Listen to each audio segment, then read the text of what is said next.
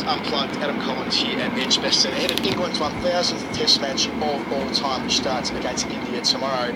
I've got England's former spin bowler, Warwickshire champion, played here for 14 years, played 8 years with the England side, 192 wickets in international cricket, Ashley Giles. Thanks for joining us. And during the week we've been talking a lot about these 1000 Test matches and the best moments, and you were part of so many of them through your storied career.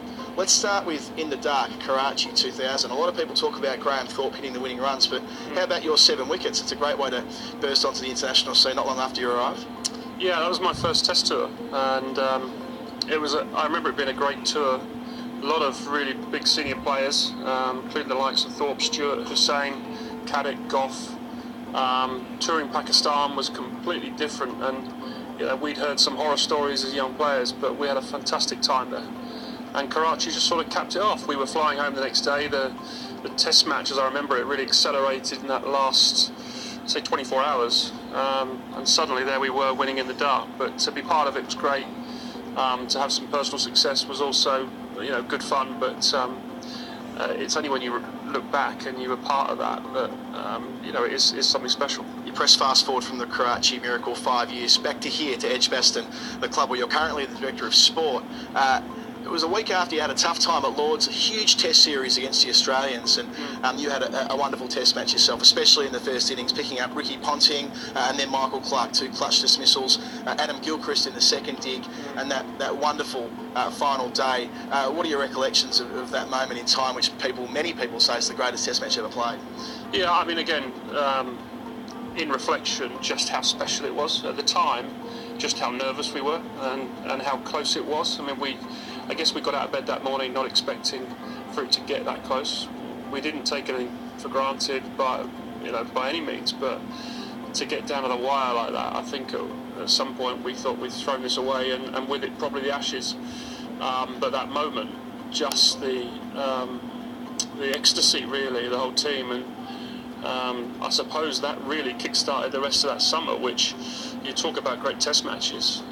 Any one of those Test matches that summer really could have been a number one, probably barring Lord's for us, which was a bit of a disaster, but even Old Trafford, which was a fantastic match but a draw, could have been in that top 10. Old Trafford, where of course you bowled what's often been called the ball of the century to Damien Martin, taking his off stump with a ball that pitched way outside the leg stump.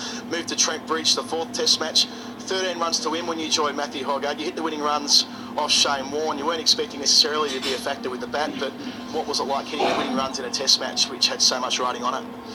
Yeah, great. I mean, it's just doing your job for the team, really. I mean, myself and Hoggy, it was a very nervous situation. But when you're in those moments, you don't really take in what's going on the outside. For me, it was almost, it was me, Hoggy, Shane Warne, Brett Lee, and that was about it. A couple of guys around the bat, perhaps giving us a little bit of stick, but you don't see the crowd, you don't hear the noise until that winning moment, and then your vision becomes much broader, much wider, and you take it all in, and you should enjoy it and take it in.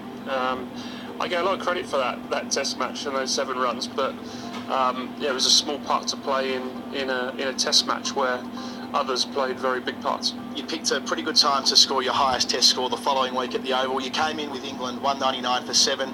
Australia were still favourites to run through the last few wickets and claim the trophy once more, but you made 59, your top score batting with KP. You picked a pretty good time to pull it out. Yeah, that was probably if you look through that summer, everyone talks about Trent Bridge getting the winning runs, but the innings for me at the Oval was the most important by far. I always reflect and say I had the best seat in the house for one of the greatest Test innings of all time, watching the way Kev batted that day, and he took the attack back to the Aussies. Occasionally went back into his shell a little bit, and we just saw off a few overs, but just a brilliant day, and wrapped up the most incredible summer. I can't imagine, I know we're slightly biased, that there'll ever be a tighter or better series in the Ashes. As a member of that team, it was sort of boys' own stuff. We hadn't won the Ashes for 20 years. I was the oldest man in the team, so to play a significant part on that last day, not for me, but for the team, was really special. England's 1000th Test match this week at Edgbaston. Ashley Giles, thanks for joining Cricket Buzz to talk through some of the great moments along the way. Thank you.